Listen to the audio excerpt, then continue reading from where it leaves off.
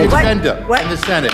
And the person who's holding up paying people is the Speaker of the House. 5 Democrats refuse to actually do the job for the American people. Yeah, and Americans are dying because you guys refuse to secure the country. So stop the bullshit. You do not have the floor. It started as a quiet warning inside Washington, but now it's turning into a serious situation that could affect millions of people across the United States. Right now, the US is facing a growing risk of a government shutdown. And this time, the issue isn't just politics. Mr. President, what would be your message today to the TSA agents who have been staying home in recent days amid this impasse? Well, some of them are needing money, because the Democrats cut off their money. I blame the Democrats more than anything else. But some of them, they didn't get paid because they're not funded by the Democrats. This is a Democrat problem. In fact, I actually said to the Senate, why would you say this is a Democrat problem? I think the polls are showing it's a Democrat problem. And they'll do anything actually to hurt our country so they can try and win the midterms. And if we ever went back to our old policies, we wouldn't have a country left. It's directly connected to national security, because funding for Homeland Security is stuck. Not delayed, not under review, completely stalled. And when a department like Homeland Security faces funding issues, the effects don't stay limited to offices in Washington, they spread across the entire country. Airports, border control, emergency response systems, all of them depend on this funding. Now imagine this for a second. Flights are still operating, passengers are still moving, but behind the scenes, fewer staff are available. Pressure increases. Delays start building. Small cracks begin to show. That's how these situations begin. At the center of this crisis is a disagreement between lawmakers. One side believes government spending is already too high and needs strict control. They argue that approving more funds without conditions could worsen the financial situation. On the other side, officials are warning that delaying security funding, even for a short time, could create serious risks. And this is where things get complicated. Because both sides believe they are right. Some leaders have publicly stated that the system needs discipline, that spending must be controlled before it gets out of hand. Others are saying this is not the time to experiment with cuts, especially when it comes to national safety. And while this debate continues, the deadline keeps getting closer. Behind closed doors, discussions are intense. Reports suggest long meetings, last-minute proposals, and attempts to reach a middle ground. But so far, no final agreement. And that uncertainty is what's making people nervous. Now let's talk about real impact. For many Americans, a government shutdown sounds like something distant, something political. But in reality, it can directly affect daily life. First, I just want to share remarks of my own. Democrats in Congress have officially shut down the United States government. House Republicans passed a nonpartisan, clean piece of legislation to extend current government funding until November 21st. But nearly every single Democrat senator voted against this bill.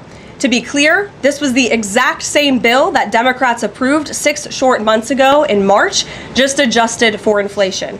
This is the same kind of clean funding bill that Democrats passed 13 separate times when they held the majority during Joe Biden's administration. So the American people woke up this morning and asked the obvious question: why is the government shut down right now? The answer is pure partisan politics being played by the Democrat Party. The Democrats shut down the government because President Trump and the Republicans will not force American taxpayers to pay for free health care for illegal aliens. America is $37 trillion in debt.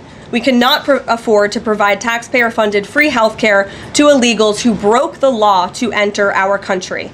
To put this all into perspective, the Democrats refused to keep the government open over health care to illegal aliens and now have jeopardized critical health care programs for American citizens instead. Government workers could face delayed paychecks. Public services may slow down. Processing times for important documents could increase. Even small disruptions can create larger problems. Now combine that with the current situation. Living costs are already rising. Food prices, fuel, housing, everything is getting more expensive. Families are already adjusting their budgets, trying to manage expenses. And now, this uncertainty adds another layer of pressure. Some people are asking a simple question. Why does this keep happening? Why does the system reach a point where essential departments risk losing funding? There's no single answer. Some analysts believe it's part of a larger political strategy, using funding deadlines as leverage to push certain policies. Others think it reflects deeper divisions within leadership. And those divisions are becoming more visible. In recent statements, officials have hinted at frustration. One side suggests the other is delaying progress. The other side claims conditions are unrealistic. And in the middle of all this, the public is left waiting. Now here's something important. Historically, many of these crises have been resolved at the last moment. Deals are made. Agreements are signed. Systems continue running. But every time this happens, the risk increases. Because last-minute decisions leave very little room for error. If something goes wrong, there's no backup time. And that's exactly what experts are worried about right now. Some analysts are saying that this situation feels more tense than usual. The gap between both sides is wider, and the willingness to compromise seems lower. And that changes everything. Because without compromise, there is no deal. And without a deal, the system starts slowing down. Now let's shift focus for a moment. What are people saying online? Social media platforms are already filled with discussions. Some users are frustrated, saying this is becoming a pattern. Others are worried about possible outcomes. There are also people who believe a deal will happen at the last second, just like before. But not everyone is confident. And that difference in opinion shows how uncertain the situation really is. Now think about the bigger picture. The United States is one of the world's leading economies. Any internal disruption, even temporary, can send signals globally. Markets react. Investors pay attention.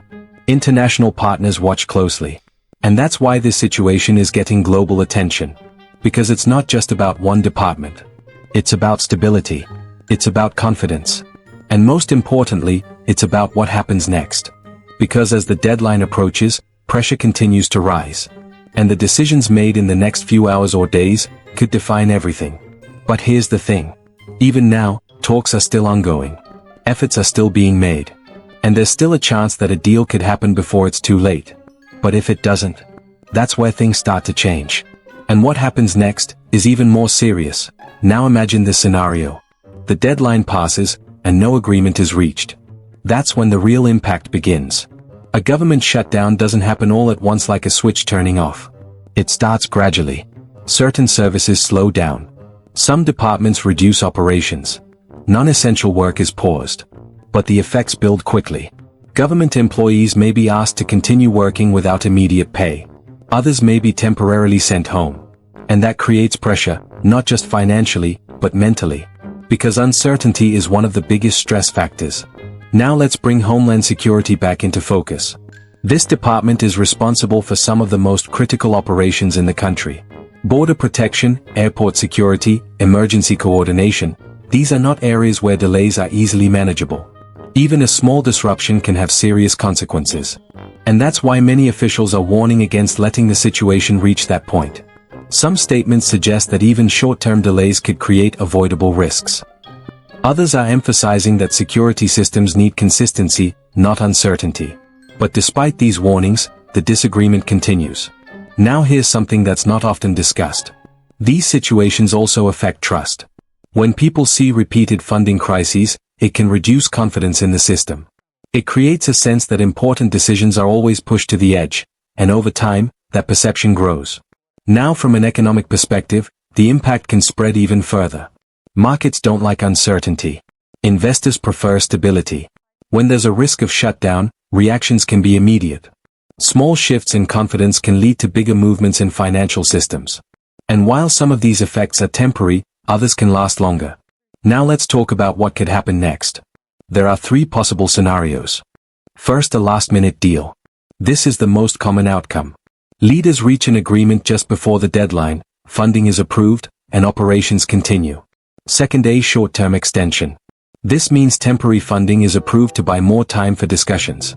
It delays the problem, but doesn't fully solve it. Third, a shutdown. This is the most serious scenario. Funding stops, operations are affected, and the impact becomes visible. Right now, all three possibilities are still on the table. And no one can say for sure which one will happen. Some insiders believe negotiations are moving in a positive direction. Others say the gap is still too wide. And that uncertainty is what keeps this story alive. Now think about this from a global perspective. Other countries are watching closely. Because when a major power faces internal challenges, it can shift global dynamics. Even if temporarily. And that's why this situation is more than just a domestic issue. It's a global signal. Now as we get closer to the final moments, one thing becomes clear. Time is running out. Every hour matters. Every decision becomes more important. And the pressure on leaders continues to increase. Because at the end of the day, this isn't just about budgets or policies. It's about responsibility. It's about ensuring that critical systems continue to operate without interruption. And most importantly, it's about avoiding a situation that could have been prevented. So now the question comes back again. Will there be a deal? Or is the US heading toward another shutdown crisis? Right now, no one has a confirmed answer. But one thing is certain. The outcome of this situation will have an impact far beyond politics. And whatever happens next, millions of people will feel it.